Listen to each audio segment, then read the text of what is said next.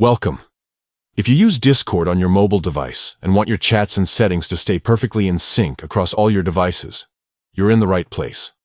Today, I'll show you the simple steps to enable sync across clients in Discord Mobile, so you never miss a message or lose your place, no matter where you log in. Let's jump right in. First, open up the Discord app on your mobile device. Make sure you're logged in with the account you want to sync.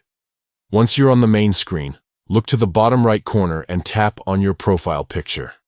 This will open up your user settings. Now that you're in the settings menu, scroll down until you see the option labeled Chat. Go ahead and tap on it to open the chat settings. Inside the chat settings, scroll down a bit more until you find the option called Sync across clients. This is the key feature that keeps your messages, read statuses, and other chat data the same across every device you use Discord on. To enable this, simply toggle the switch next to Sync across clients to the on position. You might see a quick confirmation message. And that's it. Your chats and settings will now stay updated and consistent whether you're on your phone, tablet, or computer. Enabling this feature means you can pick up conversations exactly where you left off, no matter which device you're using.